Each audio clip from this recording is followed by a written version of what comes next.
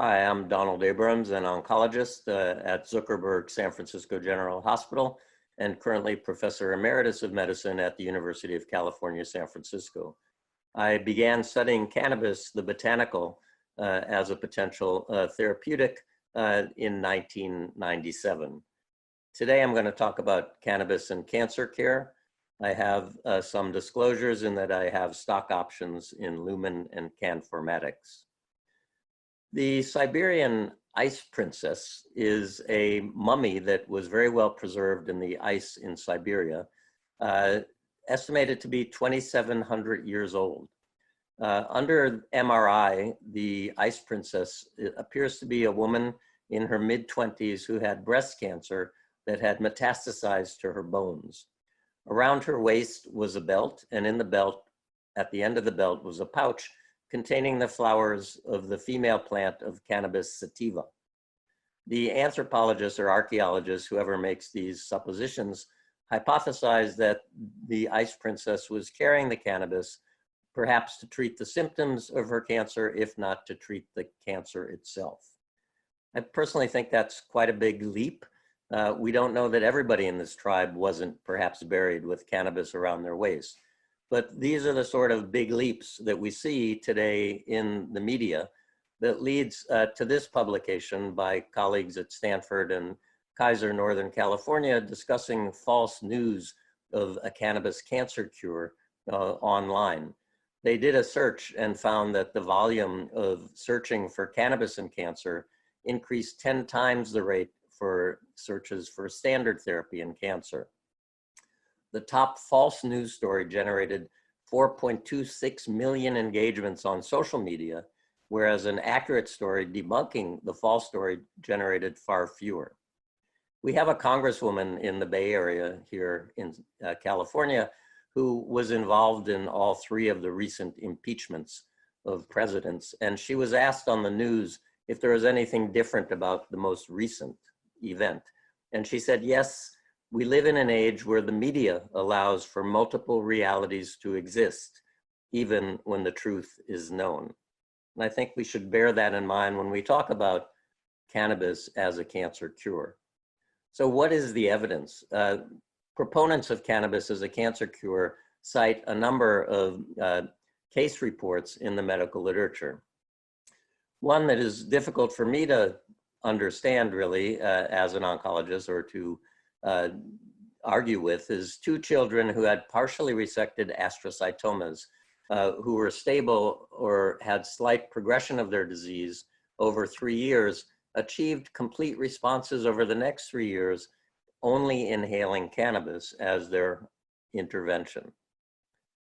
A 14-year-old girl with Philadelphia positive acute lymphoblastic leukemia that was refractory to therapy and had been sent to hospice began receiving hemp oil and her blast count, the number of leukemic cells, rose initially, but then decreased to the point where she actually had too few white cells and developed colitis, infection of her colon, and died of a perforation. So certainly, although it appears that this hemp oil had perhaps an impact on her blood cell counts, her outcome was not impressive.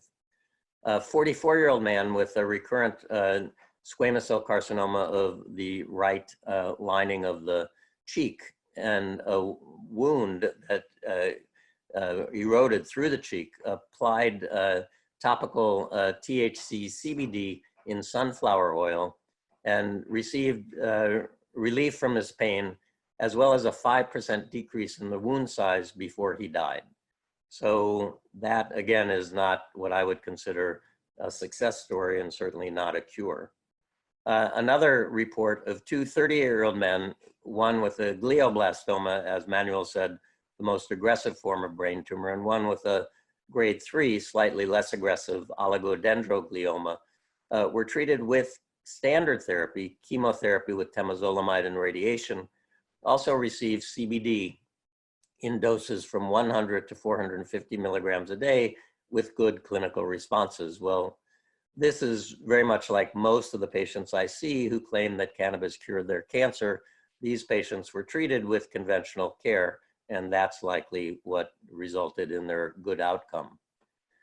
Finally, a case report from last year of an 81-year-old gentleman with a lung carcinoma treated with CBD oil because he didn't want conventional therapy at his age, receiving a much lower dose, for example, than the patients above, 6 milligrams twice a day.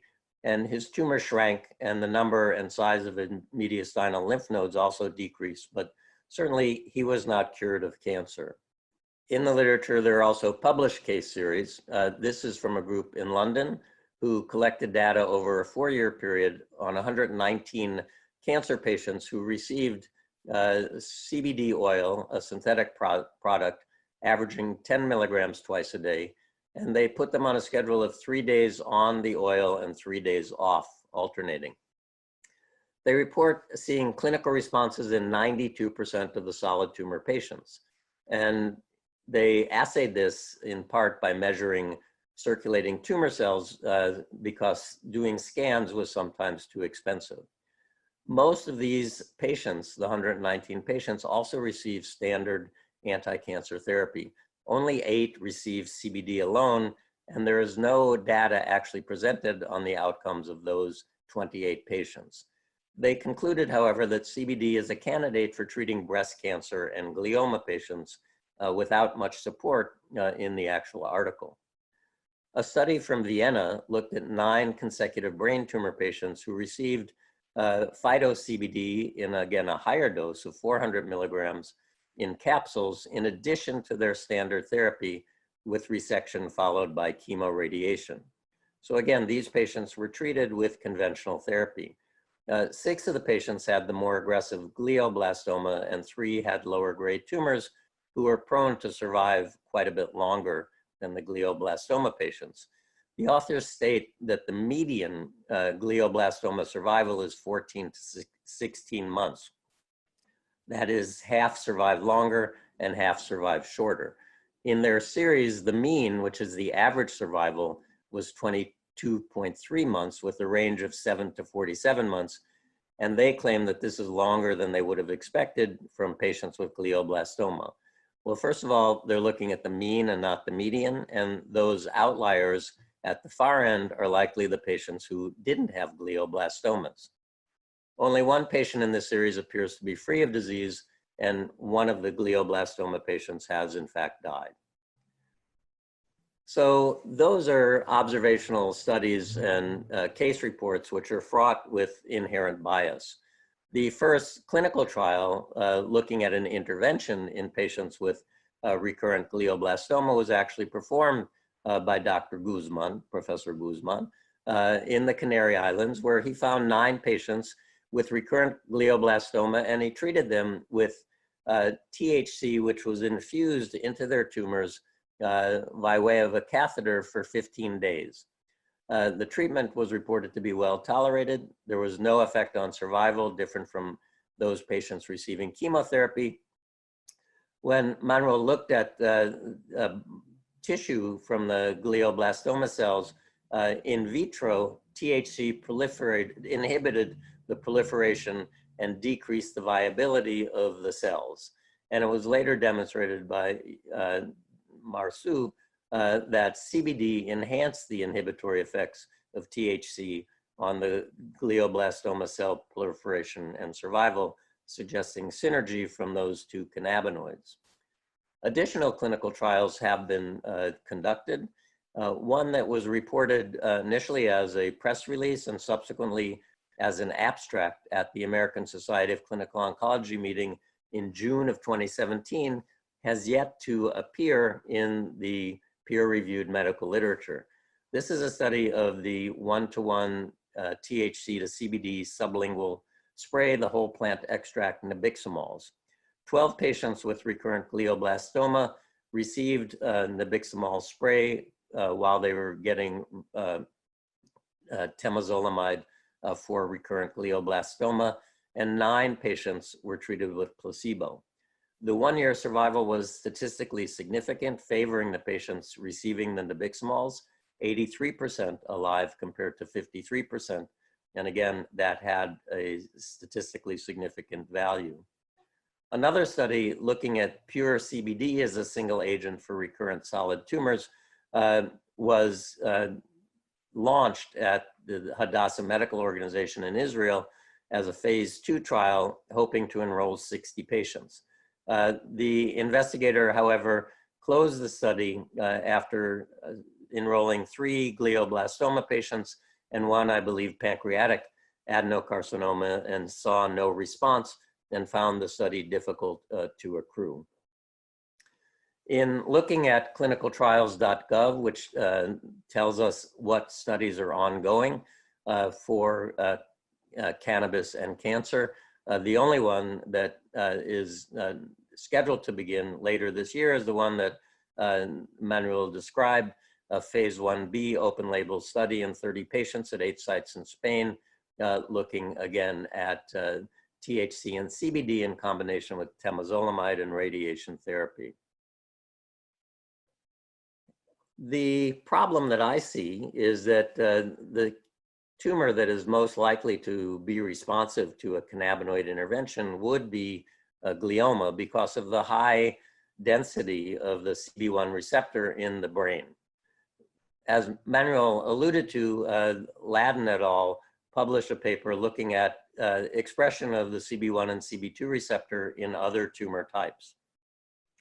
And you can see here that it's really across the board as to whether receptors are overexpressed or underexpressed on the various tumors, and whether overexpression correlates with a better prognosis, as in hepatocellular carcinoma, or poor prognosis, as in colon cancer.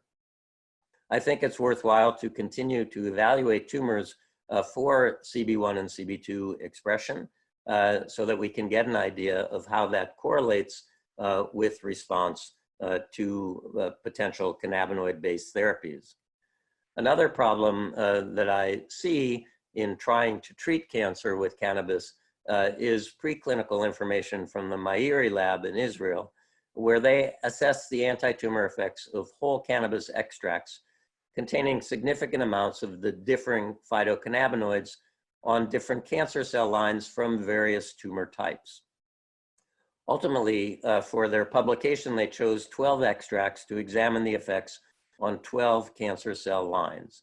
And they found that specific extracts did impair survival and proliferation of the cancer cells and induced programmed cell death. Pure delta-9 THC, however, did not reproduce the effects of the cannabis extracts. The cannabis extracts having similar amounts of delta-9 THC produce significantly different effects on the survival of specific cancer cells. And cancer extracts may selectively and differentially affect cancer cells in different cancer cell lines from the same organ origin. That is, this prostate cancer cell line responds differently to that prostate cancer cell line to the same extracts. And it's felt that the receptors were differentially expressed among the various cancer cell lines and may contribute to the differing effects of the extracts, which supports the Ladin findings as well, discussed on the prior slide. So what other studies are there for cannabis and cancer? The rest that I found on clinicaltrials.gov are mainly observational. There's a study in New York looking at patients with head and neck cancer receiving chemoradiation using cannabis just to see how they did. There's an observational feasibility study of 30 patients, adults with solid tumors using orally administered cannabis products. And then in Children's Hospital in Colorado, there's an observational study of 150 children looking at patterns of use and quality of life in children with central nervous system tumors who they and their parents choose to use medical cannabis products. Again, these observational studies are not quite the same as interventional trials because they are subject to a bias.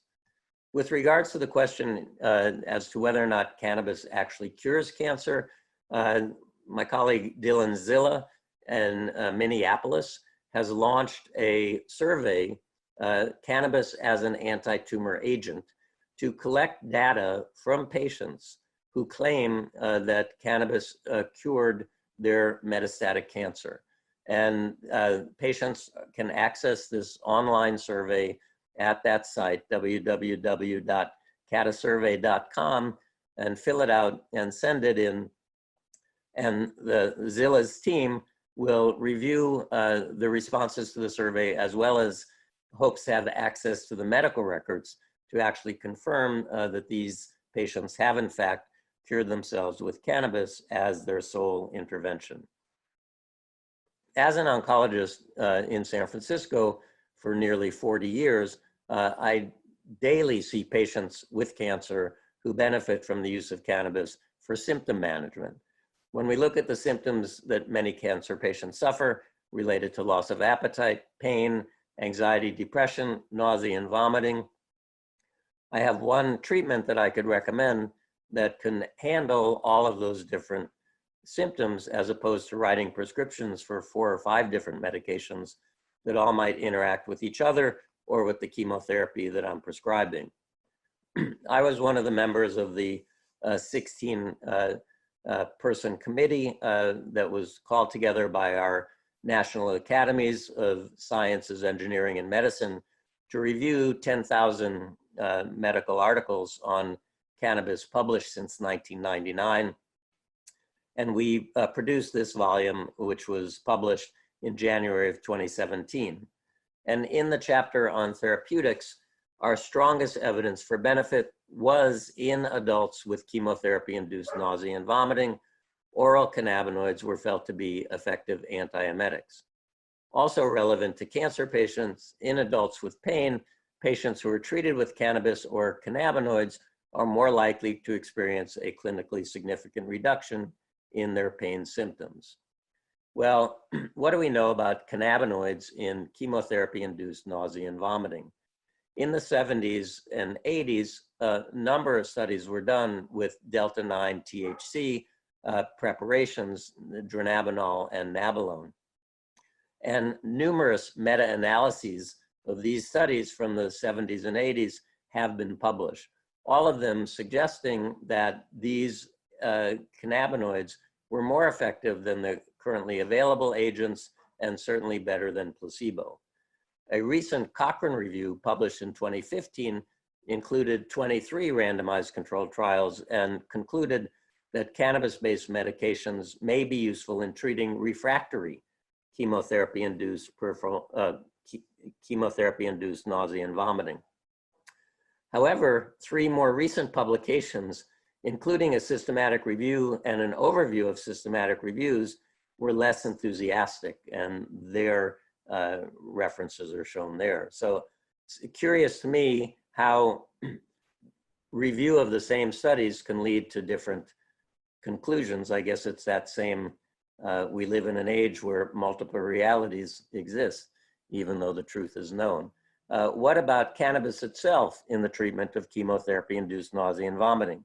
Well, certainly due to the barriers in conducting clinical research with the botanical, in the medical literature, there are only 3 controlled trials of cannabis for chemotherapy-induced nausea and vomiting. In 2 of these trials, cannabis was only available after dronabinol or delta-9 THC had failed. The third was a randomized, double-blind crossover trial in 20 cancer patients, the results of which, in my mind, are difficult to interpret. A phase 2 trial of nabiximols, the 1-to-1 THC to CBD whole plant extract, added to standard antiemetics in a small number of cancer patients, was more effective than placebo in reducing nausea and vomiting. Interestingly, a study in the GI literature, not of cancer patients, evaluated 153 outpatients presenting for gastrointestinal evaluation, rating 29 antiemetic therapies. The mean efficacy score of all the anti-nausea treatments was 1.73 on a 0 to 5 scale, higher number being more effective. After adjustment, cannabis actually turned out, according to the patients, to be the most effective antiemetic available out of the 29 that they were surveyed about. So interesting. What about appetite? Perhaps one of the largest studies of dronabinol, delta-9 THC, was this nearly 500 patient study of adults with advanced cancer and weight loss. In the study, dronabinol was compared to the progestational agent megestrol, or the combination of the two. And as you can see, dronabinol was less efficacious than the megestrol. And when you combine the two, dronabinol may have decreased the effect of the progestational agent, the weight gain of which is mostly water. A smaller randomized control trial of dronabinol in cancer patients demonstrated that they had enhanced chemosensory perception. That is, the food tasted better, looked better, their appetite and calories improved, but they did not gain weight. Similarly, two more recent studies of cannabinoids in cancer cachexia came up with very similar findings. A randomized placebo-controlled trial in 47 outpatients with non-small cell lung cancer receiving nabilone demonstrated that at 8 weeks, nabilone patients increased their caloric intake and had higher carbohydrate intake compared to placebo, and they reported significant quality of life. However, there was no change in their weight. An Israeli study of cannabis capsules containing oil-based THC with a much lower percentage of CBD over 6 months was begun. Only 17 patients, of 17 patients who started, only 11 remained on the study for more than 2 weeks, and only 6 completed the 6 months. And of those 6, 3 gained the desired greater than 10% weight increase from their baseline, and 3 had stable weights. Patients again reported improved appetite, mood, quality of life, and less pain and fatigue, but not more weight really. The author suggested that further trials should be done. A question becomes, is it THC or is it CBD that's increasing appetite? And this comes an answer partially from a study in the Netherlands where patients reported their therapeutic satisfaction with different strains of cannabis. And what they reported, looking at 2 strains that had quite high dose THC and very low dose CBD compared to one where CBD dominated, the lower THC groups reported less anxiety, but also less appetite stimulation, suggesting that it is THC complexing with the cannabinoid receptor in the brain that's increasing motivation for eating. Off slightly on the same topic, but an observational study of 3,300 patients or people receiving almost, or completing almost 20,000 self-administered cannabis sessions using the Relief app, looking at improvement across 27 measured symptoms. Patients reported an average symptom improvement of 3.5 on a 0 to 10 scale. Most commonly, patients were using dried flower, which may be a bias of the Relief app, and they felt that this was associated with greater symptom relief.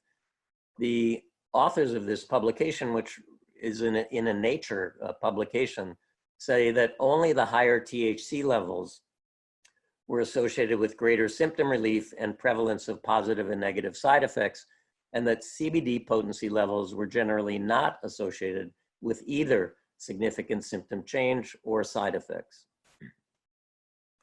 Well, what about cannabinoids and pain? Again, we know from preclinical studies and clinical trials that elevated levels of the CB1 receptor, like the opioid receptor, are found in areas of the brain that modulate processing of noxious stimuli. Similarly, CB1 and CB2 agonists also have peripheral analgesic actions, and cannabinoids, as well as other components of the plant, the terpenoids and flavonoids, may have anti-inflammatory effects. The analgesic effects of cannabinoids are not blocked by opioid antagonists, suggesting that they do work via different pathways.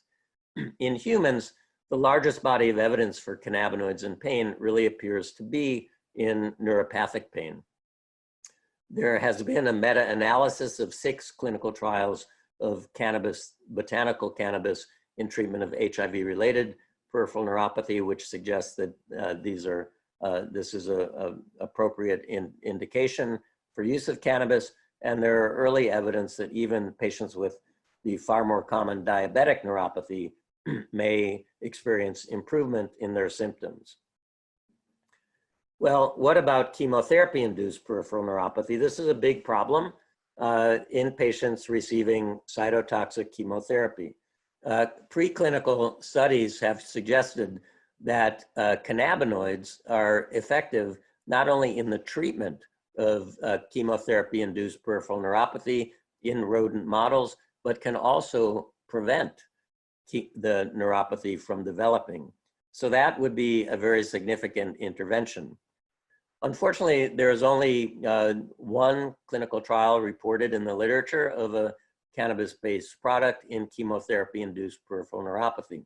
In this 16-patient study, patients were randomized to receive nabiximols or placebo in a crossover pilot study, so all patients received both. Overall, no significant difference was seen between the groups, as you can see in panel A.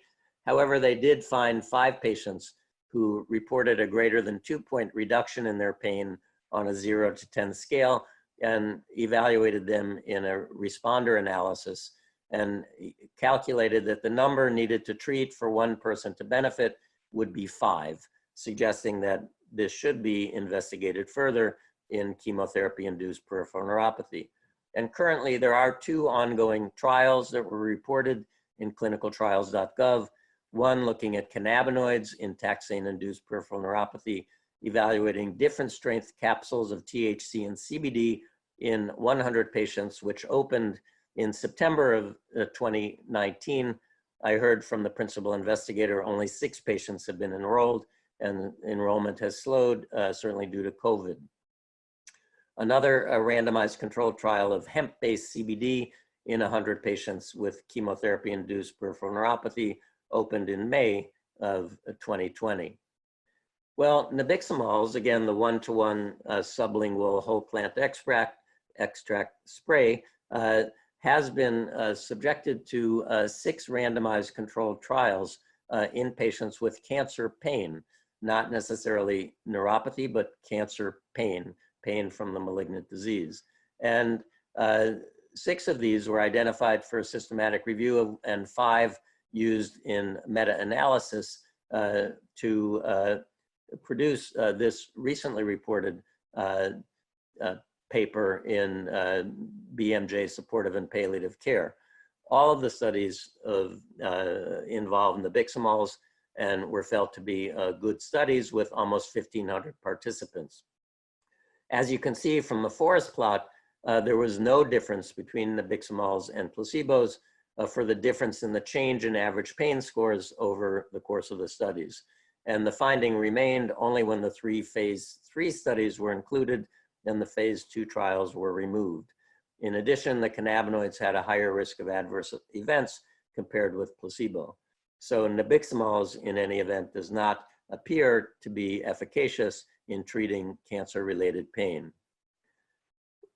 Something that we've been interested in is the interaction between cannabinoids and opioids, because so many patients with cancer do wind up being treated with opioid analgesics. This study, we looked at 11 patients on sustained release morphine and 10 on sustained release oxycodone. And we drew plasma concentrations of the opiate at baseline, and then after 5 days of vaporizing NIDA, THC, cannabis, and we found no real difference in the plasma concentrations of the opiates. However, in looking at pain, overall, the group experienced a statistically significant 25% reduction in pain, and the reduction in pain was greater in the morphine recipients than the oxycodone recipients. However, this trial was powered as a pharmacokinetic interaction study and not with pain as a primary endpoint. The Israeli experience is something that we learn a lot from. All patients in Israel obtaining cannabis for medicinal purposes obtain a license and are questioned at various intervals. This study looked at nearly 2,000 cancer patients and looked at what happened to their symptoms over 6 months of follow-up. 53% had pain rated at 8 to 10 at baseline, but at 6 months, only 5%. The most improved symptoms in the 2,000 participants were nausea, vomiting, sleep, restlessness, anxiety, depression, etc. 1,000 patients reported on changes in their medications, and a third of them reported decreasing concomitant medications. Of the 344 who were on opioid analgesics at onset, 36% stopped and 10 decreased their dose. Well, I'm one of the editors of the National Cancer Institute Physician Data Query page on cannabis and cannabinoids that's posted on the website and updated continuously with new information. And I submitted that article to be included. I missed the telephone call when it was discussed, and I was surprised to learn that the colleagues on the committee decided not to include that article on the website. And I said, why? And they said, well, the reason that patients may have had decreased pain, nausea, and vomiting from baseline to 6 months is perhaps because their cancer was treated, not because of any input from their use of medical cannabis. And I think that sort of, again, highlights the issue of the problems around observational studies and why interventional trials are to be encouraged. So these are the studies that I found currently in clinicaltrials.gov on symptom management in patients with cancer. This study, first one being conducted, is a study of vaporized THC CBD pellets 3 times a day. It's a randomized, double-blind, placebo-controlled study of 4 weeks duration in patients with uncontrolled pain in advanced cancer. That's the only study that I found being conducted in the US. There are 2 studies ongoing in Canada, although none of the top 3 have actually begun recruiting yet. A large study of potentially 334 participants in Ontario, Canada, is looking at vaporized THC CBD capsule by the same company as in the first study, 3 times a day. Another randomized, double-blind, placebo-controlled 12-week study in patients with cachexia to improve their functioning and see if they can modulate the progression of the cachexia. There's also a study being done in British Columbia, which I greatly applaud, because they're looking at high THC, low CBD, low THC, high CBD, balanced, and placebo oil extracts in this phase 2 study. Patients will receive each of these as 16 days of treatment, looking at the effect on pain, nausea, anxiety, and sleep. And finally, in Austria, there's a multi-center study looking at dronabinol versus placebo. This is a phase 3 randomized double-blind controlled trial of 2.5 milligrams of dronabinol up to 30 milligrams a day for 16 weeks in patients with metastatic pancreatic cancer receiving their first-line chemotherapy, assessing the impact on symptoms. Now, what are oncologists' main concerns about the use of cannabis as a medicine? Number 1 is the potential risk of the lung fungus infection, pulmonary aspergillosis. I will say I've been an oncologist for 40 years and I have never seen this in people, and many of my patients use cannabis. The best information to assuage these fears comes from a case control study of 19 patients with HIV with positive bronchoalveolar lavage. The aspergillosis was associated with low white count, severe immunosuppression, steroid use, and prior pneumocystis, and cannabis use was not associated. The other thing oncologists worry about is drug-botanical interactions, and no clinically significant interactions have yet been demonstrated in the few pharmacokinetic studies that have been done. I worry about highly concentrated oils of CBD and/or THC and their impact on metabolism of chemotherapeutic agents by way of their cytochrome P450 activities. And then the Israelis have published, again, a retrospective study of 89 patients on the immunotherapy checkpoint inhibitor nivolumab using nivolumab alone compared to 51 patients using nivolumab and cannabis, showing that there was a decreased response rate to the immunotherapy, however, no effect on progression-free or overall survival. Ilana Braun at Harvard conducted a study mailed out to oncologists. 63% responded. 80% said that they conducted discussions regarding medical cannabis with their patients. 78% of the time, discussions were patient-initiated. 2/3 viewed cannabis as a helpful adjunct to standard pain management. 2/3 thought it was equally or more effective than standard therapy for anorexia and cachexia. Only less than 50% recommended it clinically, and 1/3 felt sufficiently informed to make recommendations to patients. In summary then, despite promising preclinical findings, there is no convincing evidence in the medical literature to date supporting the anti-tumor activity of cannabis or cannabinoids. CB1 and CB2 assessment of all tumor specimens should be considered. More research should be done exploring the direct impact of cannabis-based interventions on malignant tumors. Despite a dearth of published evidence related to the barriers to researching, botanical cannabis may be a useful adjunct to standard treatment in alleviating side effects of cancer or its treatment, perhaps superior to the more widely studied isolated cannabinoids. And oncologists' concerns about the use of cannabis during cancer treatment can largely be allayed. Additional research and more education, however, is certainly always warranted. With that, I'll thank you for your attention. Hello, everyone. My name is Professor Manuel Guzman. I'm Professor of Biochemistry and Molecular Biology at Madrid Complutense University in Spain, and I've been working in the cannabinoid field for about 25 years. The main research goal of my group is trying to understand how cannabinoid receptor signal is achieved in different pathophysiological conditions, including cancer. So precisely in this presentation, I will give you an overview of what we know nowadays about the mechanisms of cannabinoid anti-cancer action. First, on a slide with my potential conflict of interest. Till recently, July 2020, I've been a member of the Medical Advisory Board of Zelda Therapeutics, the company from which I receive grants and personal fees.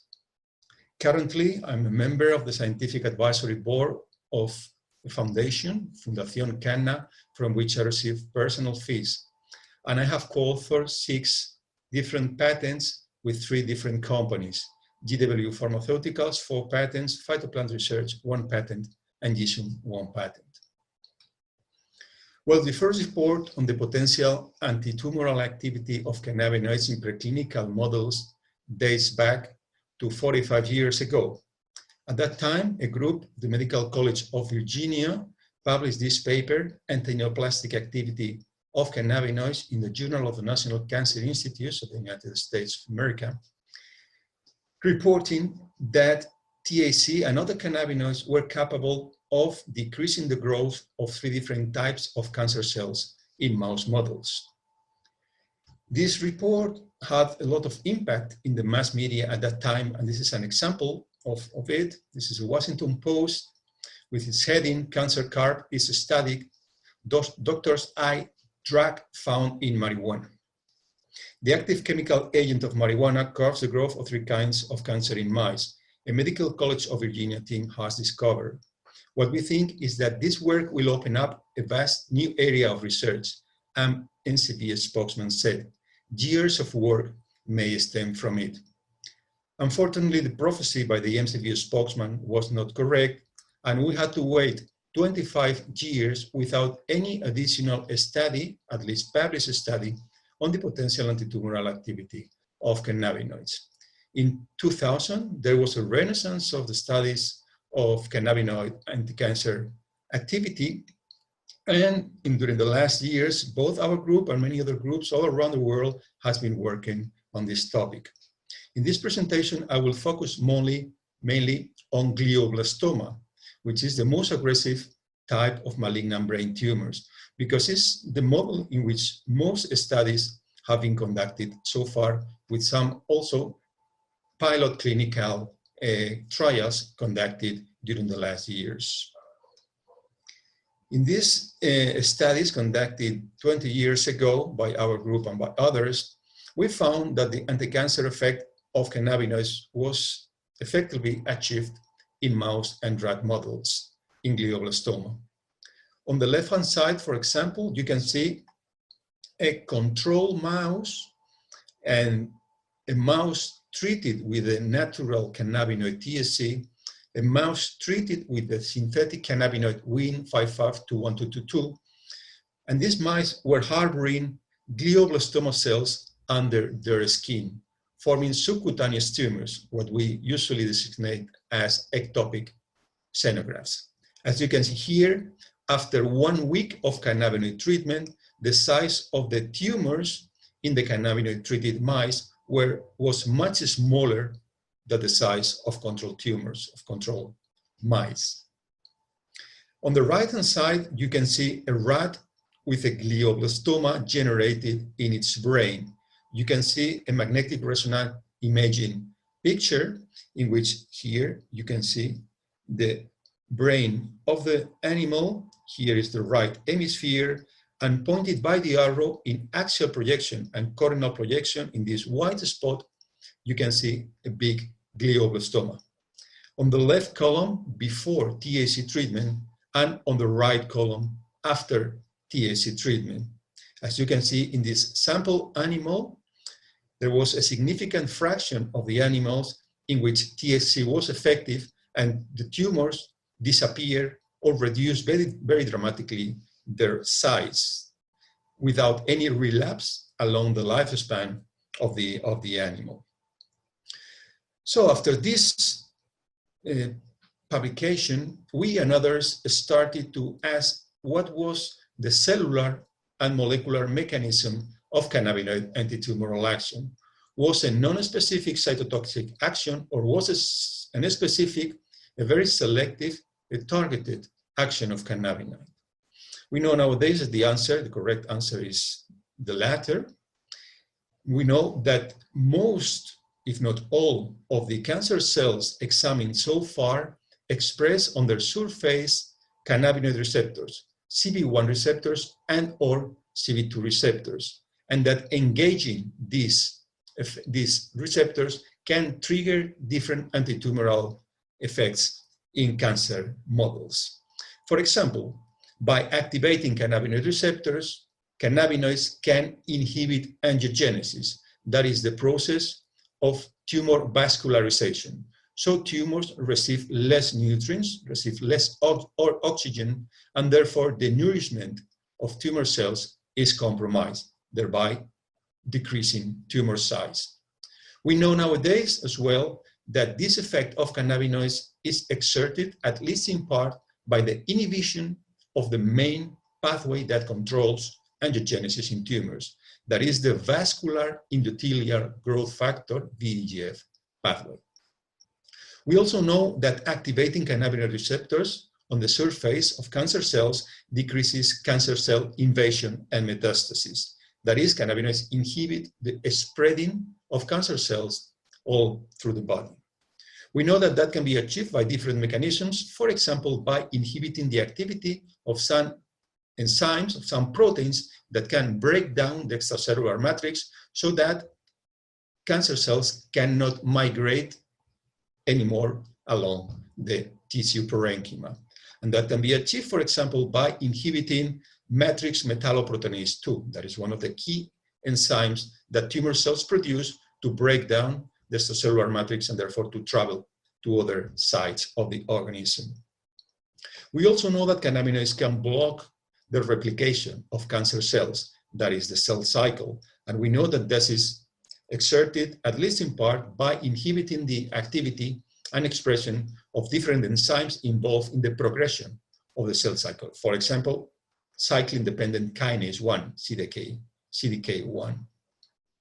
We also know that cannabinoids can enhance the differentiation pattern of very undifferentiated and therefore malignant cancer cells to a differentiated post-mitotic and therefore less malignant phenotype. And that can be done, at least in part, by the inhibition of the activity of different growth factor pathway. For example, the endothelial growth factor receptor pathway, EGFR.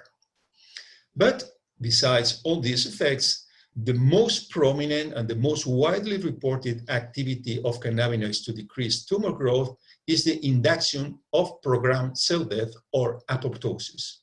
And this is exerted by a complex mechanism that involves, at least in part, the inhibition of a protein that is key for the survival of cancer cells, that is called AKT. What do we know nowadays about the mechanism of cannabinoid pro-apoptotic activity? Cannabinoids can bind to the surface of cancer cells and engage cannabinoid receptors, CB1 and or CB2, depending on the type of cancer cell we are dealing with. And engagement of these receptors induces a complex mechanism, a complex series of chemical reactions within the cell that leads to apoptosis. Briefly, cannabinoid receptors can activate an enzyme that resides on the membrane of an organelle that is called endoplasmic reticulum. This enzyme is abbreviated as SPT, its full name is serine palmitoyl transferase. This enzyme synthesizes a very particular lipid mediator that is called ceramide that resides as well as SPT on the membranes of this organelle of the endoplasmic reticulum. This accumulation of ceramide produces a damage in this organelle, the process that we know as ER, endoplasmic reticulum stress, that is mediated by a series of proteins that we have characterized quite in detail. This process converges on the inhibition of this key mediator of cancer cell survival, that is AKT. When AKT is blocked within the cell, AKT cannot activate other proteins whose activations depends on AKT. And one of them is what we call the mammalian target of rapamycin complex 1, mTORC1. By controlling mTORC1, in other words, in cancer cells treated with cannabinoids, when AKT is inhibited, and therefore mTORC1 is also inhibited, what occurs within the cell is that the process of autophagy, that is the process of cell self-digestion, is triggered. And we know nowadays that autophagy, by a mechanism that still we don't understand very well, can damage mitochondria and therefore activate some protease activities called caspases that in turn will break down the proteins of the cell and will induce the death of the cancer cell by this process called apoptosis. So this is a very complex process, but it's a very linear process. It has some modifications depending on the type of cancer cell. And we could call it as a cul-de-sac or as a death corridor for the cancer cell. Once cannabinoid receptors on the surface of the cancer cell are activated, this complex series of reactions occur within the cell to lead as a final process to apoptosis, to the death of the cancer cell. As I told you at the beginning, most of what we know, including the studies on the mechanisms of cannabinoid action, nowadays has been conducted in experiments on glioblastoma cells, on brain tumor cells. But there have been many experiments along these last 10 years which have shown that these core mechanisms for inducing cannabinoid apoptosis in cancer cell is very well preserved among very different types of cancer cells. This activation of cannabinoid receptors, the induction of endoplasmic reticulum stress, the inhibition of the AKT pathway, and the induction of apoptosis occurs not only in glioblastoma cells, but also in breast cancer cells, in skin carcinoma, melanoma, pancreatic cancer cells, hepatic cancer cells, rhabdomyosarcoma, etc., etc. So it seems to be a very conserved core mechanism by which cannabinoids induce apoptosis. Well, of course, we and others are not only interested in studying molecular and cellular aspects, very basic aspects of cannabinoid action, but of course we want to jump onto the clinics and we would like to design in mice and rats in preclinical models of cancer the most efficacious cannabinoid therapies. And as everybody knows nowadays, and especially in very malignant cancers, it is very likely that one single drug cannot achieve a strong anti-cancer activity. We need a combination of different drugs to make drug cocktails so that we can attack the cancer cell by different angles. And this is what we and others have tried to achieve in preclinical models. For example, in glioblastoma, the main chemotherapy used nowadays is temozolomide, TMC. Temozolomide is what we call a DNA damaging a molecule, a DNA damaging therapy. What temozolomide does is modifying the structure of DNA in the cancer cell, in the glioblastoma cell, so that DNA, the material, genetic material of the cell, is damaged. Therefore, what we call a DNA damage response occurs, and this leads to the death of the cancer cell. But some time ago, we and others found out that temozolomide was not only capable of acting via this classical pathway. Temozolomide was also able to induce autophagy and apoptosis in glioblastoma cells, therefore complementing this archetypical DNA damaging activity. As we have seen before, cannabinoids are also capable of inducing autophagy, so we asked whether temozolomide could work in combination with THC to augment, to enhance autophagy in cancer cells and therefore exert a more efficient apoptotic and antitumoral activity. And this is in fact what occurs. This is a simple experiment we did by 10 years ago in which we injected mice with glioblastoma cells and we measured a long time what was the volume of the tumor, of the glioblastoma tumor, in mice treated with different combinations. As you can see here, the vehicle-treated mice had a tumor growth that was very dramatic. The tumors grew by 9-fold after 15 days of tumor induction. Mice treated with THC had their tumor reduced by half of the size. Mice treated with only temozolomide had their tumors reduced by 1/3 of their size compared to vehicle-treated tumor. But what is most striking and important, as you can see here in this line, when we combine THC and temozolomide together, we found that there was a dramatic reduction in tumor size, achieving even a net regression and disappearance of tumors in the animals. So THC has antitumoral properties. Temozolomide, and is very well known for 25 years, has also antitumoral properties. But the combination of THC plus temozolomide works much, much better than THC alone or temozolomide alone.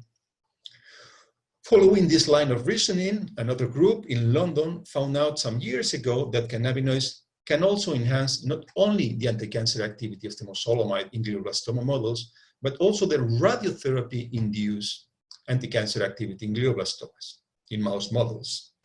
So it is very likely that if we do combinations of treatments, we'll have more chances to obtain efficacy in the clinics as inferred from these preclinical models of cancers. And specifically in glioblastoma, the current question, the $1 million questions, is whether cannabinoid plus temozolomide or plus other therapies could be effective in glioblastoma patients. Glioblastoma is one of the most malignant forms of cancer. The survival of glioblastoma patients is about 14 months after diagnosis. When glioblastoma is diagnosed, more or less half of the patients can be subjected to surgery to remove at least part of the tumor mass, and then what we call the STUP regime is given to the patient. The STUP regime consists of radiotherapy concomitantly with temozolomide. After the STUP regime, patients receive adjuvant temozolomide. But when the relapse of the tumor occurs, sometimes despite being given temozolomide, the evolution is extremely rapid and patients die in a few months. So altogether, as I said, the whole process takes about 1 year or a little bit more on average. So it's a very dramatic form of cancer, and therefore we need urgently to have new therapies, new therapeutic options for these patients. So as Donald Wayne mentioned later on, there are already some pilot clinical studies studying cannabinoids in these patients, both on the relapsing stage, and soon we hope that a clinical trial will start by combining radiotherapy, adjuvant temozolomide, and cannabinoids in the newly diagnosed tumor phase. So what would be the take-home message about the current status of the preclinical research on cannabinoids anti-tumoral activity? I would say that there is substantial evidence that cannabinoids are efficacious and safe drugs to inhibit the growth of many types of cancer cells in small laboratory animals, that is mice and rats. However, there are still a number of questions that remain unsolved. For example, we have to increase our knowledge on the molecular mechanisms by which cannabinoids induce anti-cancer activity. We know something about THC, as I explained in my presentation, but for instance, we know very little about the mechanism of cannabidiol, CBD, action on cancer. The McAllister laboratory in San Francisco, for instance, in this paper, has done some investigation on this, but we have to put more efforts in trying to understand how CBD works on tumors. And more complex even, what is the effect of cannabinoid mixtures, not of pure THC, as we have studied, not of pure CBD, as for example, McAllister lab has studied, but cannabinoid mixtures, that is usually what cancer patients take, either for palliation or for remediation. That is a combination, a very complex combination of different cannabinoids as occurs in crude marijuana preparations. For instance, in this seminal paper by Mary Group in Israel, they find that actually cannabinoid mixtures have a very complex pattern of activity on cannabinoid, on cancer cells that resembles that of THC partially, it resembles that of CBD partially, but it's pretty different to what would be expected only from THC and CBD. So this is something we have to study in detail in the coming years. We should also increase our knowledge about the potential molecular biomarkers that could help us to predict the response of a patient to a cannabinoid-based therapy.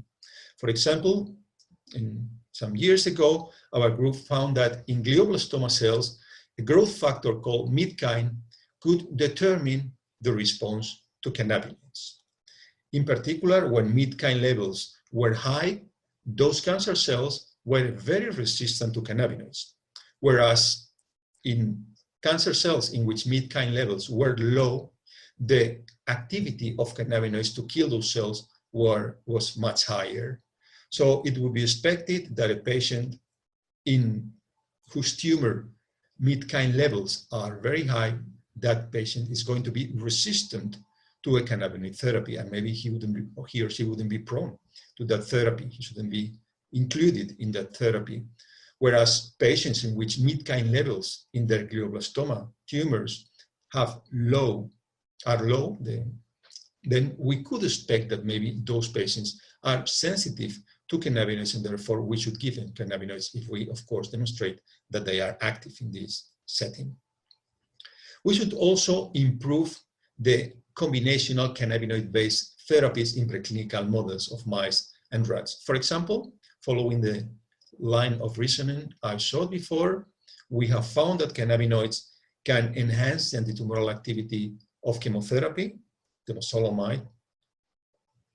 The group in London found that cannabinoids were capable of increasing the activity of radiotherapy in glioblastoma, but for instance, no one has studied so far how cannabinoids together with temozolomide and radiotherapy, as it occurs in actual patients of cancer, of glioblastoma, the STUP regime that I mentioned before, could be effective. We don't know what is the efficacy of this treatment compared to cannabinoids alone, or to cannabinoids plus chemotherapy, to cannabinoids plus radiotherapy. So that is something we should also do before trying to go to the clinical setting. And last but not least, from a very basic and biological perspective, it would be really nice to get to know what the actual biological role of the endocannabinoid system is in tumor generation and growth. For example, as reviewed in this paper by this group of East Carolina in the US, we know that in different types of cancers, there is an increase or a decrease of CB1 and or CB2 receptors along tumor malignancy. What is the actual biological reason of that? Is the pharmacological targeting of cannabinoid receptors similar to the biological targeting of those receptors by endocannabinoids, as anandamide, for example? We don't know. Really, it's a very simple question, but we have to work very hard on this to get to know what is the actual antitumoral activity of cannabinoid, of the endocannabinoid system in vivo, in mice and rats, and ideally also in humans, to try to get more efficacious and more and safer therapies in the clinical setting. So thank you so much, and that's all.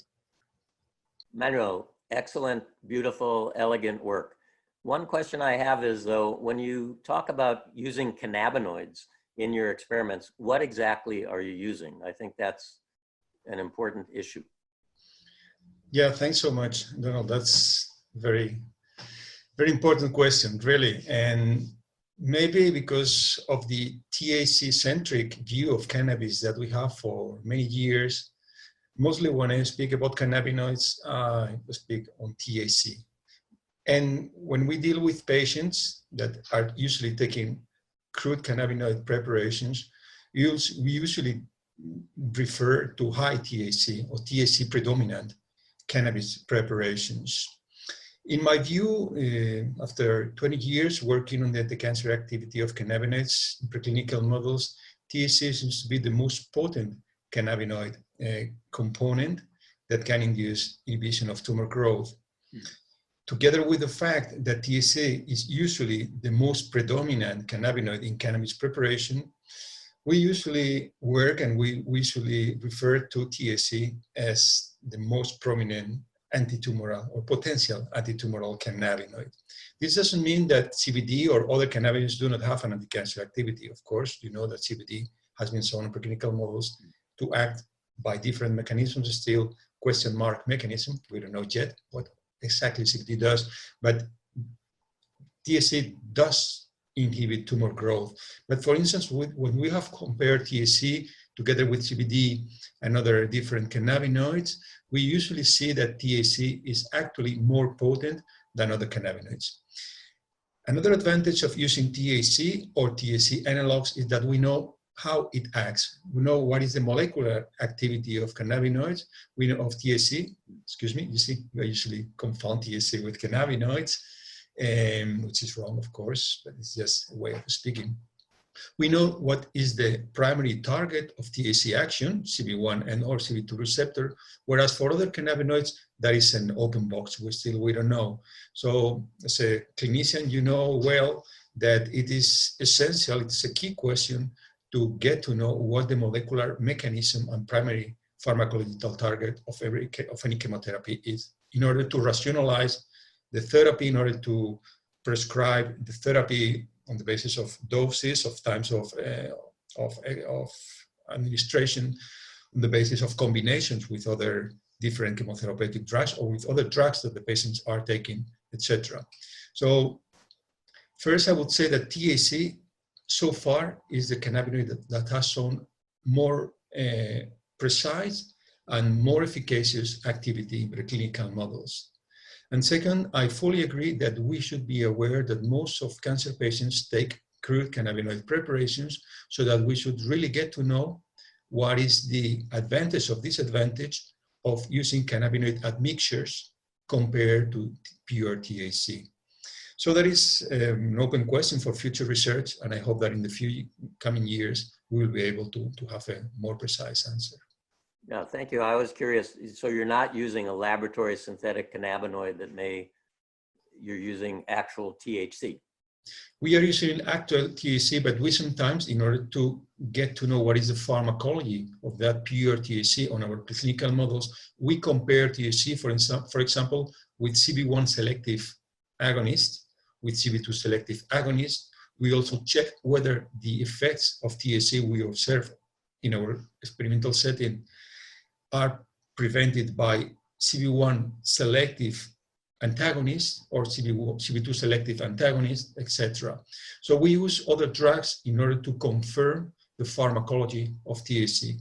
But in fact, THC, at least in our hands, is more potent even than synthetic cannabinoids to induce inhibition of tumor growth. We have used a lot of endogenous cannabinoids, a lot of synthetic cannabinoids, and a lot of plant-derived cannabinoids in our experiments during 20 years. And we can say that in every assay, in every different type of cancer we have evaluated, THC is the most potent one. So we would say that if we want to jump into the clinics, THC would be the most promising one. But I cannot deny that maybe mixing THC with other cannabinoids would be a better option, a more complex option, of course. But it seems like that binding with the CB1 receptor is a key step in autophagy, et cetera, and the whole cascade. So CBD actually is a potential antagonist and an allosteric modulator, so it changes the receptor. So how could CBD have activity? Maybe by, as you mentioned, different mechanisms altogether. Yeah, that is also an open question in the field. There are some reports suggesting that CBD is an allosteric modulator, in particular a negative allosteric modulator of CB1 receptors, whereas there are other reports saying that CBD doesn't bind either positively or negatively to CB1 receptors. So that's an open question that maybe depends on how CB1 receptors interact with other proteins that could determine its conformation to allow binding or not to CBD. But whatever the effect of CBD is on CB1 receptor, it is much milder than that of THC. The binding activity of CBD towards the CB1 receptor, when it occurs, is about 1,000 times lower than that of THC. In other words, we would need about 1,000 times higher CBD concentration to achieve effective actions on THC-induced activation of CB1. That is at least in vitro systems and in very basic systems, cellular systems. So we don't know what would occur in a patient setting. So that is an open question for the future. And of course, we should get into different admixtures of cannabinoids to try to get more efficacy than just by using THC alone. I fully agree. Yeah, I was surprised in Jahan Marsou's finding that when he added CBD to the THC, it was more effective against the glioblastoma cells in vitro, because in my last human study, when for the first time we looked at a cannabis strain that had equal THC and CBD in patients with sickle cell disease, my impression was that the CBD inhibited the analgesic effect a little bit of the THC.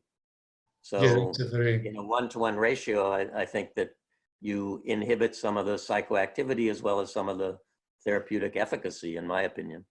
Yeah, I fully agree. There are also reports, that CBD inhibits neuropathic pain in other models in humans, in other settings.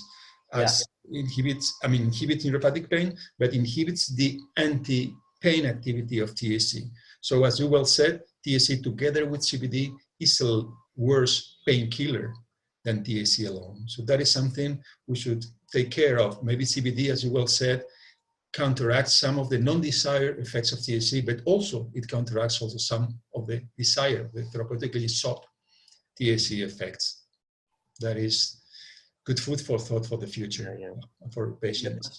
In the perspective piece that you and I wrote on Can Cannabis Cure Cancer, we did suggest that more attention should be paid to assaying tumors for their CB1 and CB2 receptor expression. Do we really think that would be useful?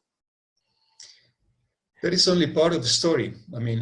Levels of CB1 receptors and CB2 receptors, of course, can say something about the overall potential response of a cell to cannabinoids. But those receptors could be active or inactive. They could couple to G proteins or not. They could really be constituting part of the apoptotic cascade, or maybe could be protective in some instances for cancer cells, as they are sometimes for non-cancer cells. So I think it would be nice to have a large battery of tumors measured in different stages for CB1 and CB2 receptors.